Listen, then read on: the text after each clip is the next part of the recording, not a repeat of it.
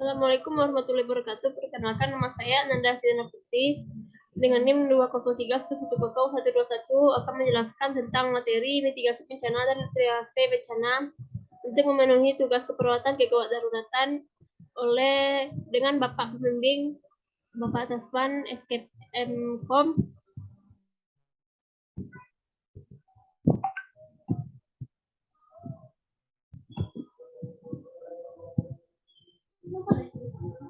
Baik, sebelum kita masuk ke mitigasi bencana, kita harus mengetahui dulu apa itu bencana.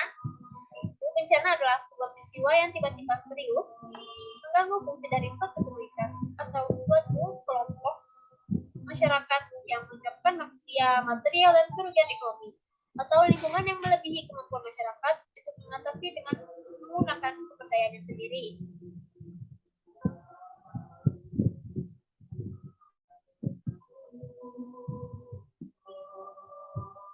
Selanjutnya kita masuk ke macam-macam bencana.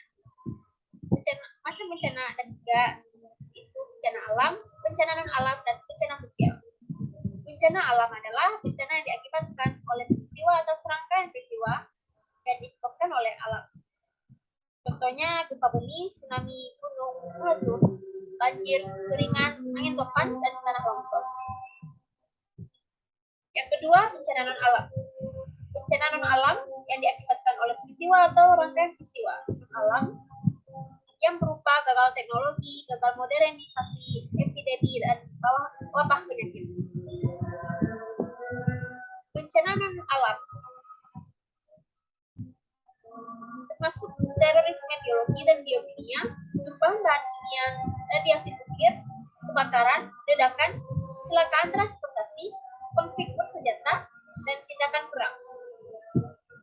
Ketiga, bencana sosial. Bencana karena peristiwa atau serangkaian peristiwa yang diakibatkan oleh manusia yang meliputi konflik sosial antar kelompok atau antar komunitas. Misalnya konflik sosial antar suku dan agama di Poso.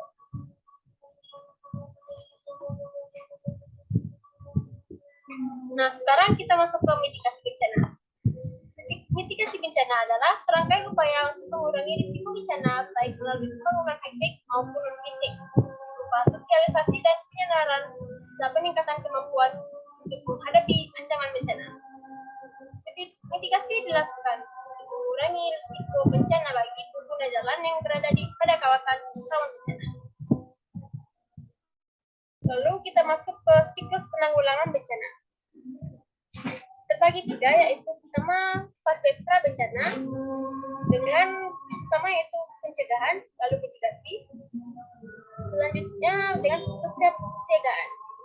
Buat saat bencana yaitu tanggap darurat, selanjutnya yaitu pasca bencana itu pemulihan dan rekonstruksi.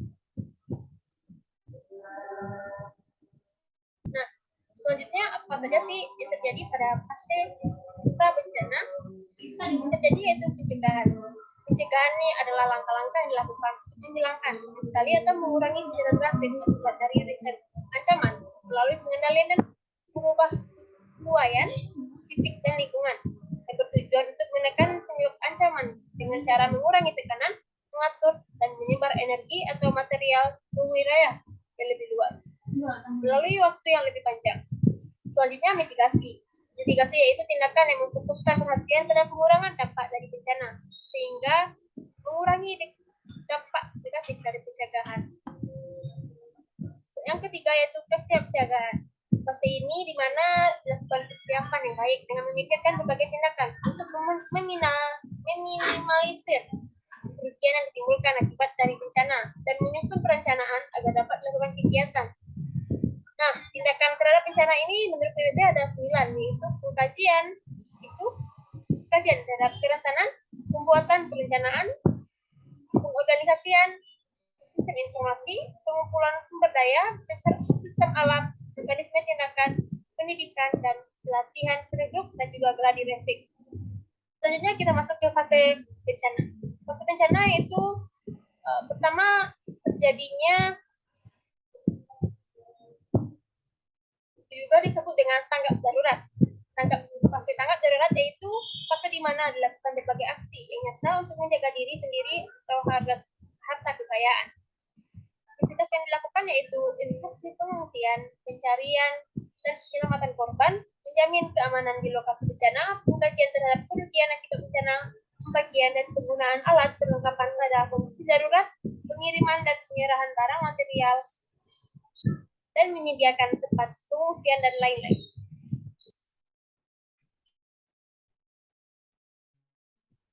Yang ketiga, setelah bencana, terjadi fase pemulihan.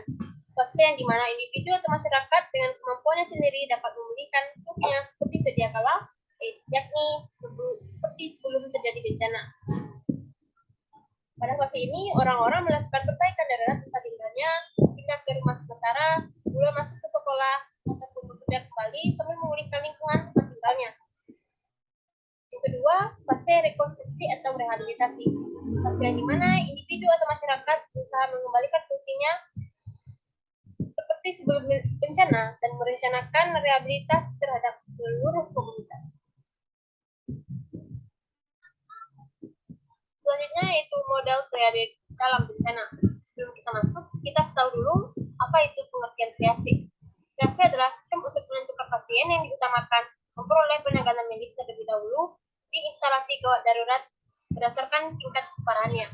Triase ini juga bisa dilakukan di tempat kejadian bencana alam.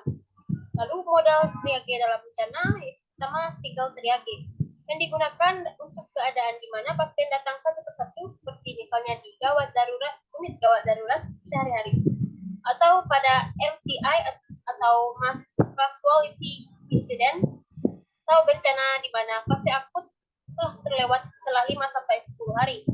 Kedua, simple triage pada keadaan bencana massal seperti terkurung MCI, awal-awal di mana sarana transportasi belum ada, atau ada tapi terbatas, dan terutama sekali belum ada tim medis atau paramedis yang kompeten. Pemilahan dan pemilihan pasien terutama ditujukan untuk prioritas transportasi pasien dan kemudian tingkat keparahan penyakitnya. Biasanya digunakan triase tag atau kartu triase. Yang ketiga, STAR, yaitu sistem triase yang sederhana dan mudah digunakan atau diterapkan dalam pemilihan menggunakan warna merah, kuning, hijau, dan hitam. Kategori hijau yaitu merupakan walking wounded, yaitu korban cedera yang masih berjalan dengan para korban dari kategori yang lain. Kedua yaitu merah atau immediate, korban yang bernafas spontan hanya setelah reposisi dan nafas dilakukan. Korban memiliki pola nafas lebih dari 30 kali per menit atau dengan pengisian kapiler refill yang lambat lebih dari 2 detik. Kuning yaitu delay, para korban yang tidak cocok untuk dikelompokkan ke dalam kategori immediate maupun kategori ringan. Yang keempat yaitu kategori hitam atau disease atau unsalvageable, atau korban yang tidak bernafas walaupun jalan nafas mereka sudah dibebaskan. Nah, kita harus memprioritaskan dari atas ke bawah, itu dari hijau, merah, kuning, baru hitam. Nah, kita lihat di sini warna-warna dari kategori triase.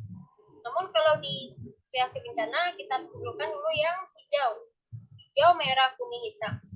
Kalau yang hijau yaitu mayoritas korban luka dapat berjalan berdiri, mereka dapat melakukan rebah jalan. Prioritas yang kedua dalam triase bencana itu merah, memerlukan pengobatan dengan segera karena dalam kondisi yang sangat kritis, yaitu terhambatnya jalan nafas, dyspnea, pendarahan, shock, hilang kesadaran. Lalu yang kuning, pengobatan mereka dapat ditunda untuk beberapa jam atau tidak akan berpengaruh terhadap nyawanya. Tanda-tanda vitalnya stabil. Lalu yang keempat, yang hitam itu pasien meninggal.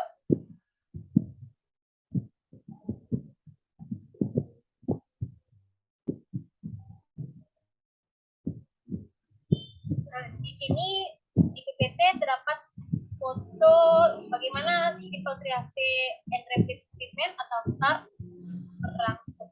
Kita lihat di sini.